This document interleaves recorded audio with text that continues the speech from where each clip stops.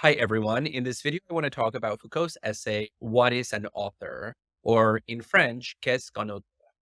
And this is an essay that was originally given as a lecture in the 1960s, in 1969, to the Société Française de Philosophie, the French Society for Philosophy. And in this lecture, which again was later published as an essay, you can find it in a number of Foucault anthologies. Foucault reflects on the concept of an author. And his reflection, I think, has to be understood in terms of both a corrective or a clarification that he is making about his own work up until that moment, and also as a critique to a certain trend or a certain wave of thinking in French philosophy at the time that is embodied primarily by Roland Barthes. And so think about this both as Foucault trying to clarify something about his own work, but also as him trying to differentiate himself from a number of postmodern thinkers who, as he says, think that we are beyond the figure of the author when in reality we are not. Now, the main question is in the title, what is an author? And so Foucault is going to try to figure out a way to talk about authors and authorship in a way that is consistent with his philosophy. And the corrective portion of the essay is right there at the beginning. Foucault says, look, if you look at my work in the past, primarily on the order of things, which is a weird translation for a book that's really entitled Les mots et les choses, meaning words and things, but it gets translated into English as the order of things.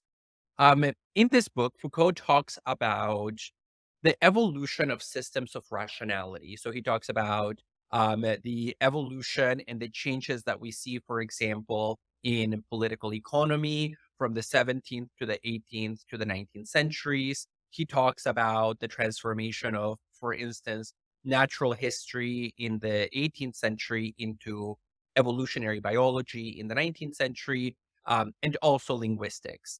And these are the primary discourses of the human sciences.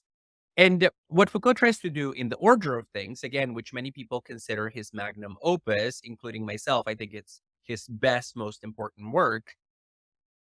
What Foucault is trying to do is he's trying to tell a certain history of epistemes. And epistemes are large systems of rules that exist in a given time and place and that govern the boundaries of what is sayable and what is considered a candidate for truth.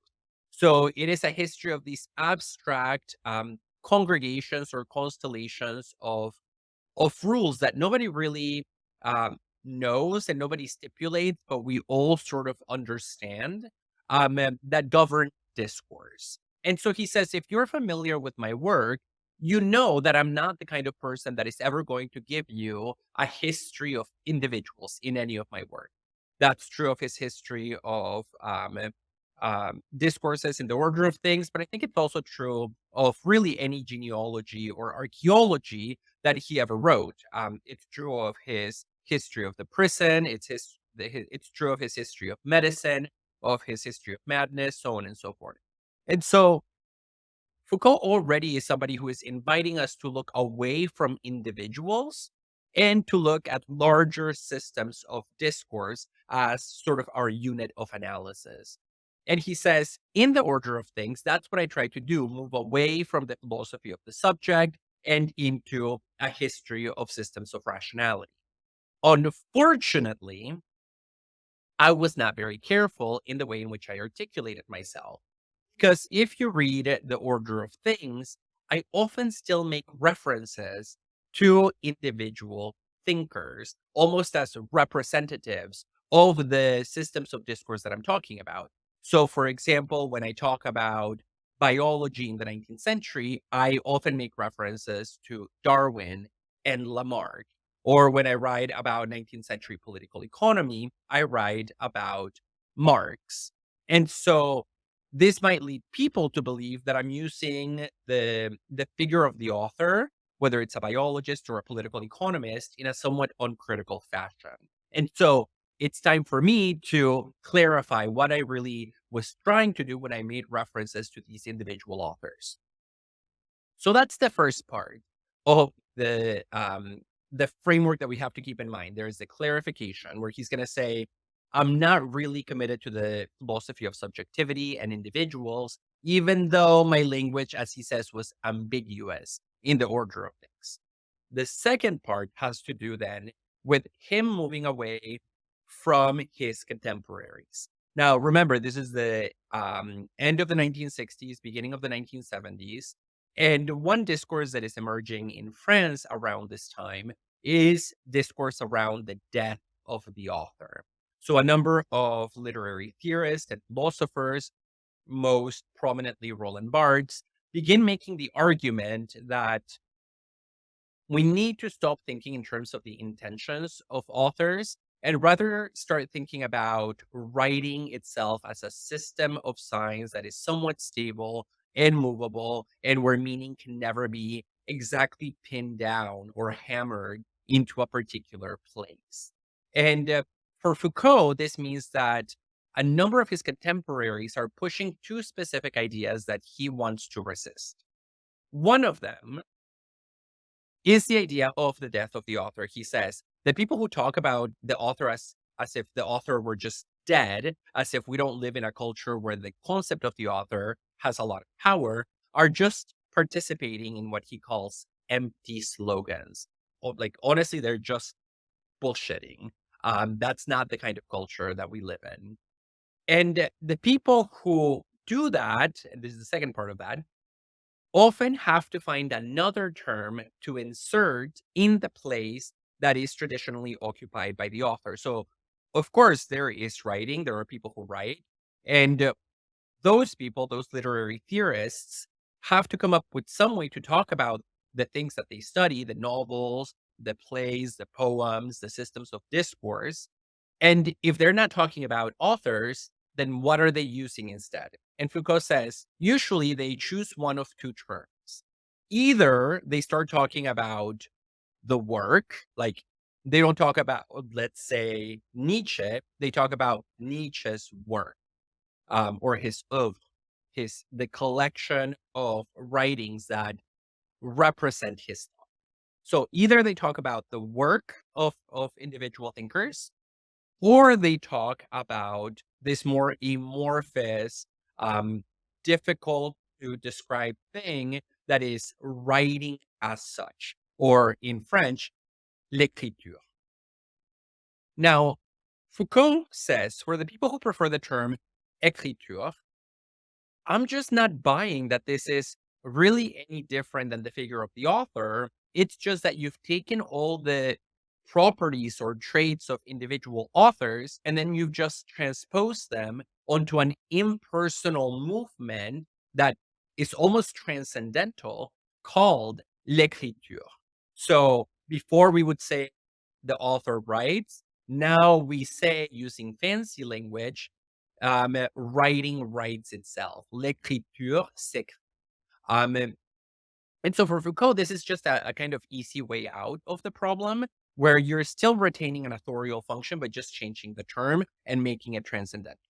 Now, for the people who use the other term, word, rather than écriture, he says the problem with the concept of the word is that the boundaries are really porous and we never really know what counts as the work of an individual thinker. So, for example, think about all the things that different people write in the course of their lives. How do we decide what makes it into this privileged category of writings that quote unquote represent their thinking? And he gives a couple of examples, but one really good one is his example of Nietzsche. He says, if you were to go through the archive of Nietzsche's works, literally through the files, the documents, the notebooks, you're going to find a ton of things there, some of which are going to very easily meet the criteria for inclusion in Nietzsche's work, like a manuscript of a book or a short essay that he never published that can still be published after his death, so on and so forth. But what if you find something like a sheet of paper or a notebook where in one page there are some aphorisms of a philosophical nature? You turn the page, and on the next page, there is something like a laundry list or a shopping list or a to-do list. He wrote that. It clearly was in his mind, and it's maybe even in the same physical notebook, but why is that not part of the work? So, how do we adjudicate difficult cases about what is significant enough to go into the work and what is peripheral, what is insignificant and can just sort of be dropped to the side? And so, for Foucault, we need to clarify the function of the author because people are not clear about it, including himself in his previous work. But we cannot assume that the author is not an important function like these literary theorists do. And so we need to dive into the figure of the author and not assume that it can just be replaced kind of by the swinging of a magic wand, which would be either the concept of l'écriture in French or the concept of the work in English.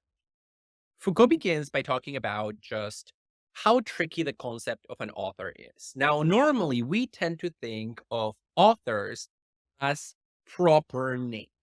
So, for example, Shakespeare is an author, but it is also the proper name, the name of a particular person who had a particular life in a particular time and place. Now, the problem with this is that author and proper name actually just don't work in the same way, according to Foucault. And that just has to do with the nature of language and our relationship to the relationship between terms and the things they refer to.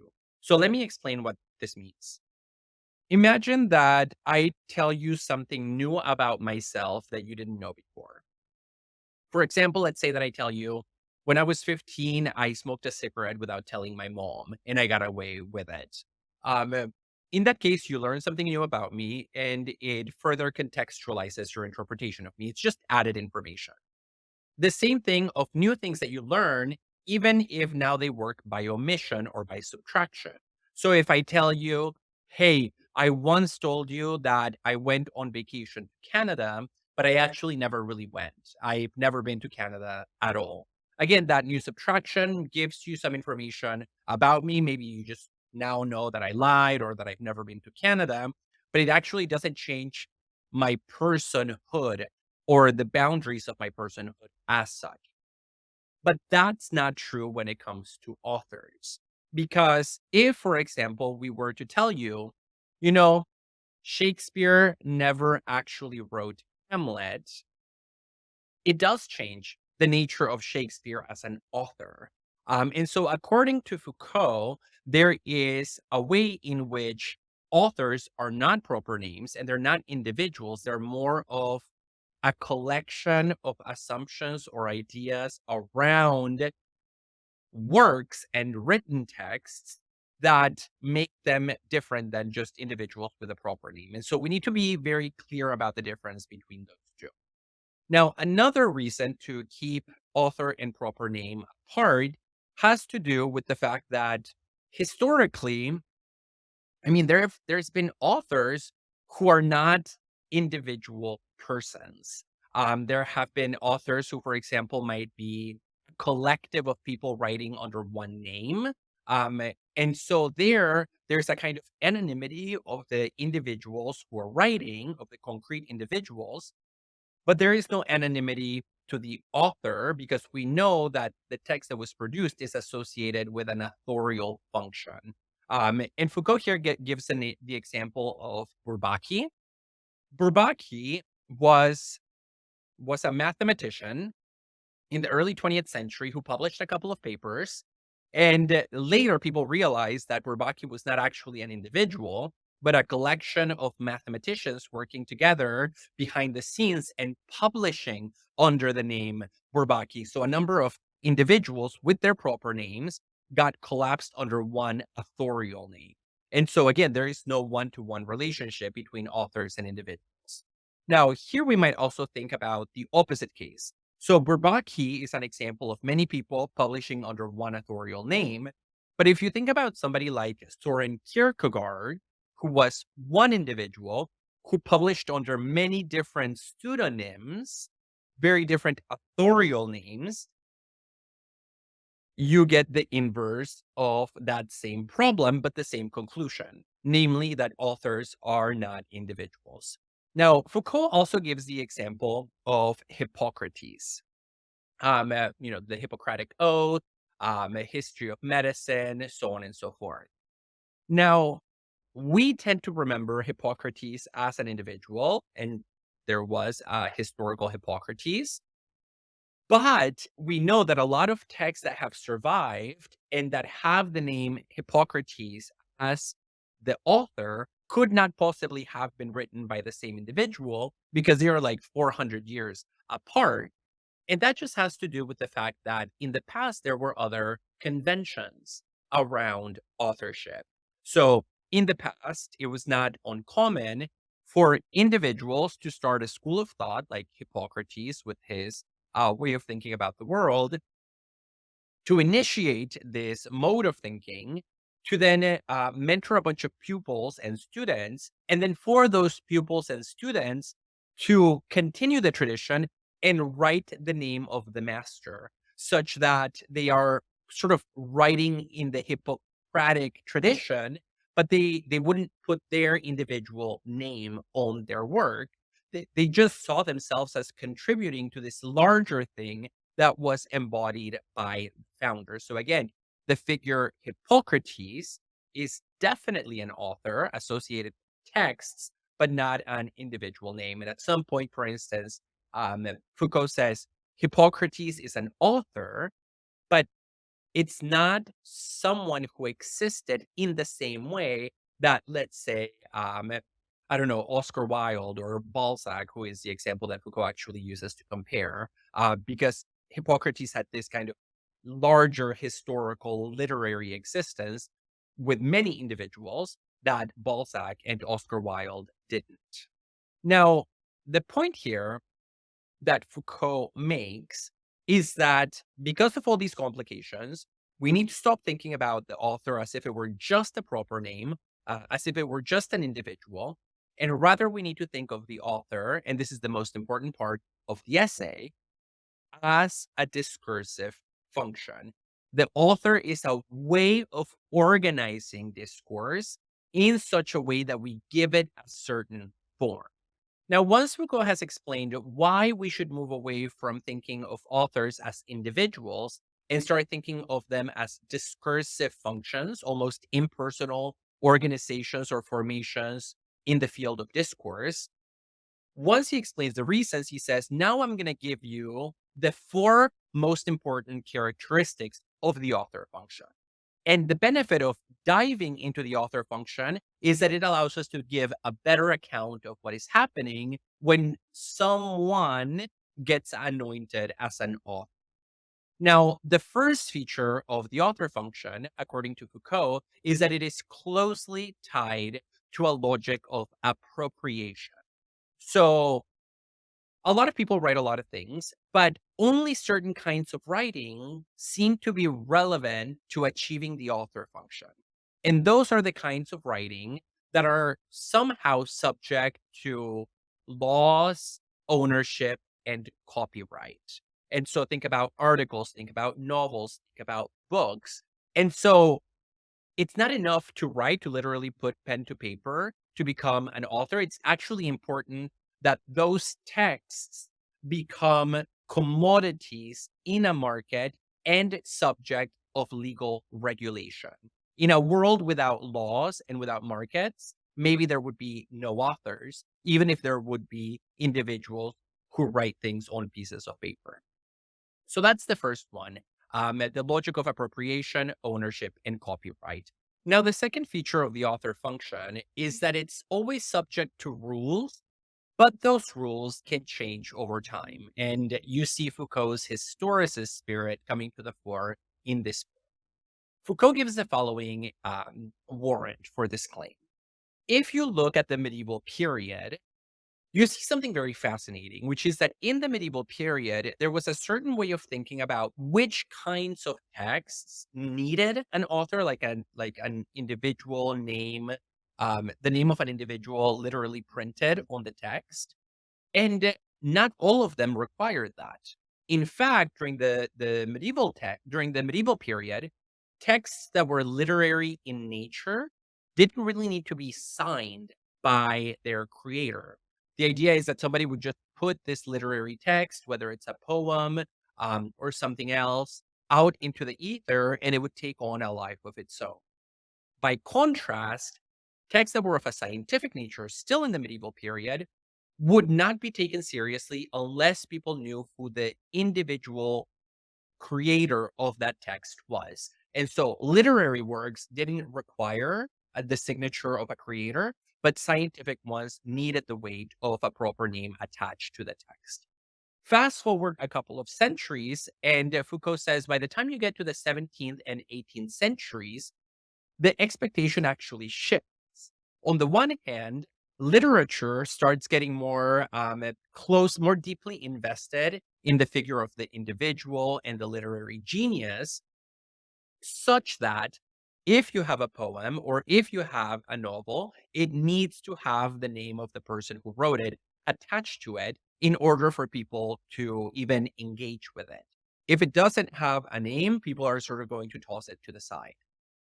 By contrast, again, the opposite movement happens in the world of science. In science, it used to be the case that you required the name of an individual, but now, because of the rise of a more collective understanding of science as something that is created by teams of researchers, maybe working in like a scientific laboratory with many moving pieces, scientific texts start being seen as sort of produced by process of scientific research rather than by individual authors.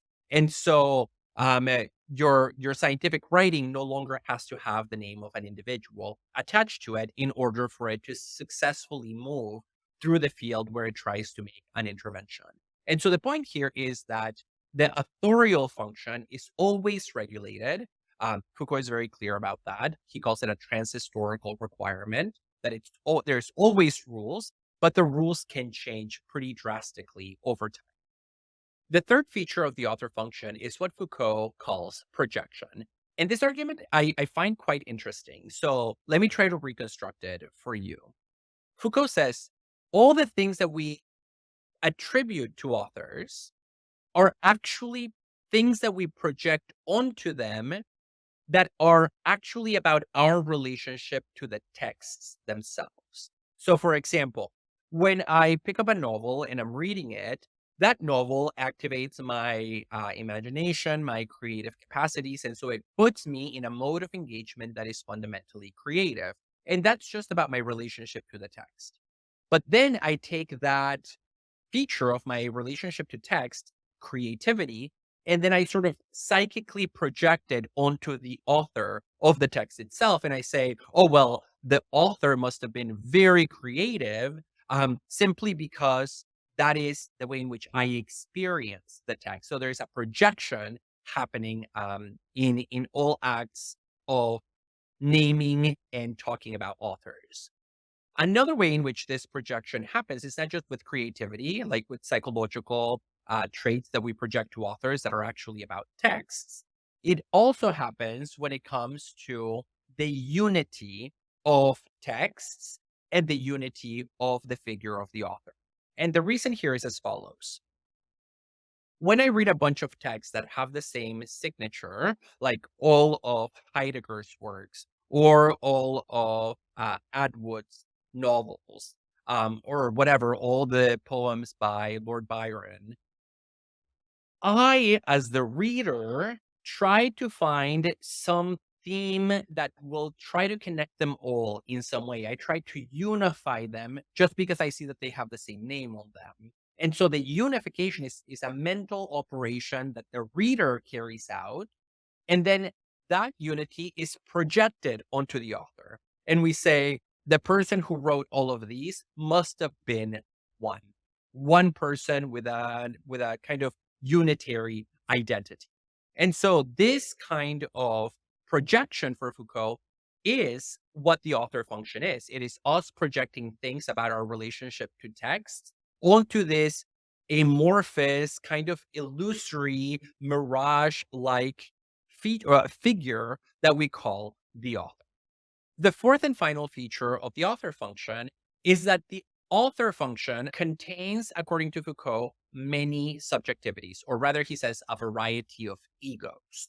And what he means by that is that when you encounter a text and it's written by an author and you have a relationship to it, there are actually not one, but many different egos that are at work in the creation of that authorial function. So, on the one hand, there is the ego understood as the writer, literally the person who put in time and effort into the creation of the text. But then you have a second order ego, which is the narrator in the work. This is especially true in literature, right? Where you open a book and it's told from a certain narrative standpoint, but the narrator is not the same as the author, and we would make a fundamental literary mistake if we were to assume that writers are their narrators all the time. Sometimes they could be, but they need not. Now, you have the writer, you have, the second ego, which is the narrator, and then sometimes you even have, like, a third level of ego that is sometimes encapsulated in things like the introduction, the preface, the conclusion, where suddenly there's a new "I" talking about the book, which is the of the writer writing retrospectively from the standpoint of the conclusion of the book, or writing projectively from the standpoint of the beginning of the book. And again, that's not quite the writer and that's not quite the narrator. It's some other I, some other ego that speaks also through the work. And this variety of egos, again, the writer, the narrator, and then all these other weird egos that sometimes creep their way into writing, all of this is not just true of literature, according to Foucault. Every kind of writing is subject to this plurality of egos that actually decentralizes, or it upsets our understanding of the author as one, as a unity that doesn't change over time. Foucault brings his analysis of the author function to a conclusion by adding yet more layers of complexity to our understanding of this function. And he says, "Look, I've already told you that it's not a proper name, and I've already told you that it has these four defining features, which are that it's tied to objects of appropriation in law and economics, that it's subjected to rules that can change over time, that it is rooted in an exercise of psychological projection, and that it always involves a variety of egos that don't sit super comfortably with one another. There's not we cannot expect harmony between the multiple I's that exist in writing." He says, that's always true of all authors, but we still should consider that there are different kinds of authors. Most of his analysis is of what he refers to as authors of particular texts, like people who wrote an article, a poem, a book, a manuscript, whatever you want. But Foucault says there are also people who author things that are different than just text. For example, there are people who are the authors of theories in the same way that, for instance, we might talk about Copernicus being the author of the theory of heliocentrism. So, too, we can talk about somebody like Einstein as the author of the theory of relativity, where what they are contributing is certainly writing because they wrote about their theories, but they are authoring some larger thing than just a text, which can be a theory, a hypothesis, a way of viewing the world. So that would be a different kind of author than just the author of texts.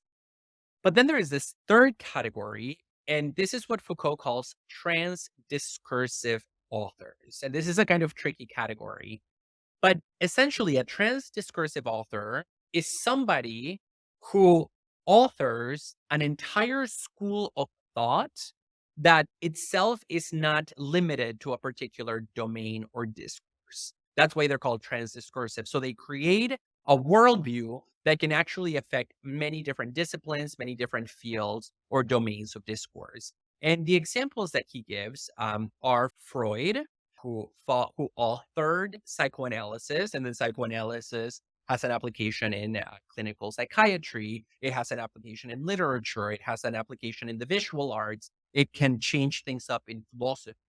Another example would be somebody like Marx, whose corpus, whose ideas go beyond just a text and beyond just a theory. Again, it is a transdiscursive formation that can move across various areas of intellectual production. And so Foucault says, let's just keep that in mind as a way of remembering how complicated this thing is that we call an author.